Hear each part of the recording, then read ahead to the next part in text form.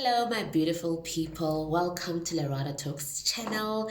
I know it's been a minute since I've actually recorded one of these, but yeah, I've been super busy, and I've also been like recovering from the exhaustion of traveling. So my SP and I, like, we traveled. I think in the previous video I told you guys that we did travel. We went on a vacation. It was so fun. The SP that I did manifest, so I'm still living in my reality with my SP. But I just want you to know that what's really helping me is knowing that I get to maintain. I am responsible for maintaining my manifestation. It's one thing to manifest everything you want. You can even manifest a friendship, a relationship, money.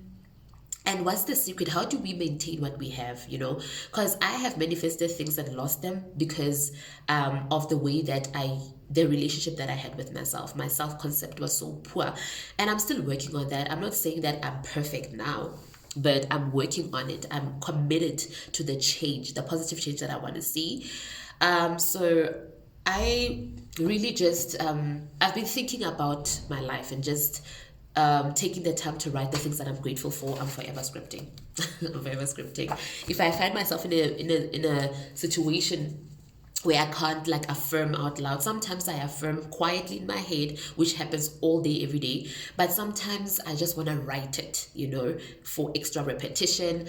It relaxes me. Like I said, affirmations are now like, I enjoy them. I enjoy affirming because I know that as I am affirming out of habit, but I'm also creating the life that I want out of habit. So that's really nice. So like I said, guys, I was very aware. Like these past few days, I've been very aware of the things that I've manifested. I've manifested my SP. That looked very impossible to do. And I've manifested tons of money. I've manifested salary increments. I've manifested things just happening out of the blue. Like for instance, yesterday I was just like, oh man, or 2 days ago, I was like, no, people love to give me money, I'm a money magnet. And then bam, my sister just like offered to give me money, and she did. My mom offered to gave me money actually, so I had money, in abundance. And that week it looked like I was not gonna survive that week financially. But because I have no resistance when I affirm for money or when I'm manifesting money, I never really worry that much about money, because immediately when that feeling comes of worrying about it, I'm like, oh, who am I again?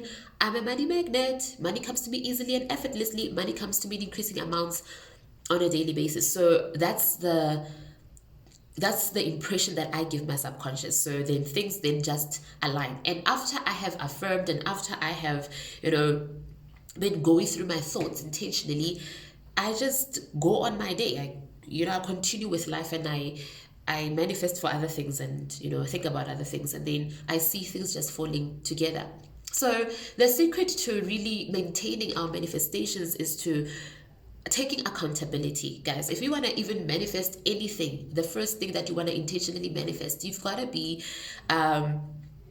intentional. And what I've noticed is that relationships with people are what people are scared of. They find it challenging. Why? Because we're looking at another person with their own feelings, with their own beliefs and whatnot. But remember that you get to control where you connect with other people. So how that person shows up in your world. Yes, they've got their own worlds as well. They are their own persons. But when it comes to you, how do they treat you? So then you are accountable for that. You have to be responsible for that. I used to like playing the blame game and feeling sorry for myself all the time.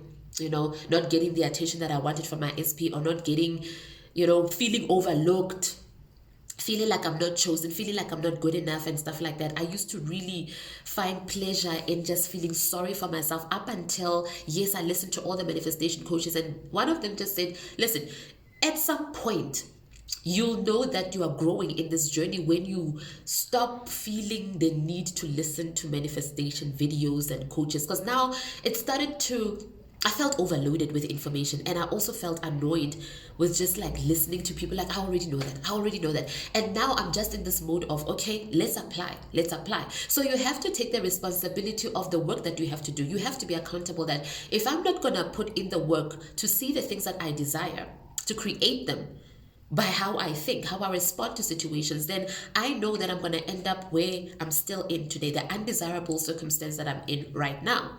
So you gotta be honest with yourself, you know. How do you really feel? What do you really want? You are allowed to change your mind. You are making your own rules. So you are allowed.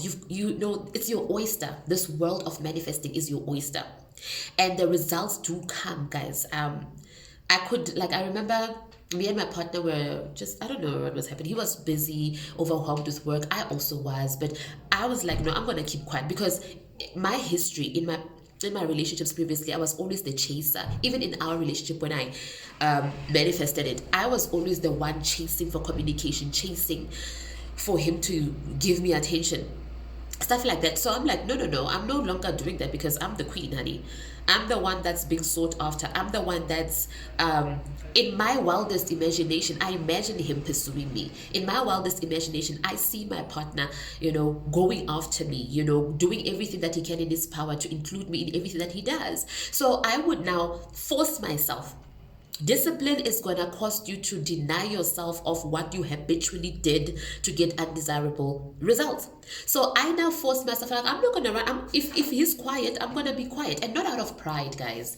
It was just out of, I have to learn a new habit. I can't keep chasing, you know? So I would allow the silence. At first, I used to think the silence is bad. I would give meaning to it, like, no, he's not in the mood for me. No, I'd get anxious, because why? I used to have a low self-esteem when it comes to relationships. So everything that happened, I took it the wrong way. So now I was like, nah, I'm going to allow things to flow, because I'm in control. So if I don't like something, if I don't like the silence, I just go within and I create. Like, my partner can't get enough of me. We talk every single day. I affirm that on the loop up until I feel okay. And after a while, you do feel okay and you focus on other things. Plus, I've got tons of things to do every day.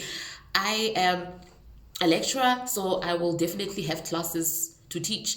And I continue with my daily activities. And then, boom, out of the blue, he conforms. He would, you know, send me loving texts. He would call me multiple times a day. Like, I wouldn't call. And I would always affirm that my partner always initiates contact with me, communication. And he loves to call me. He loves to talk to me. He loves to text me.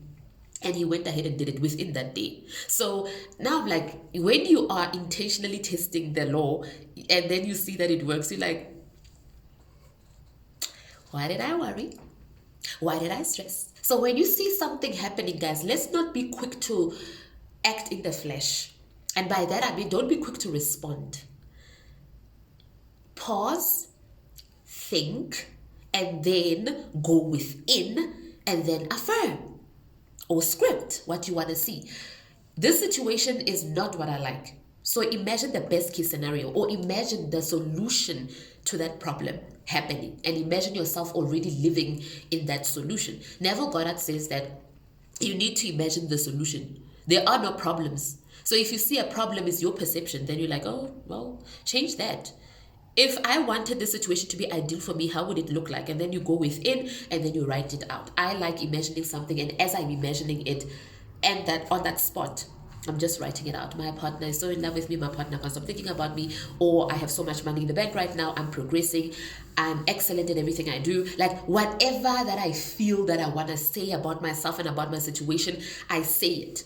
So sometimes my scripting book looks so like it's got different categories in in one. So I'd be scripting for money, next sentence about love, next sentence about my family, next sentence about whatever. Okay, so basically what I'm saying, guys, is that be accountable.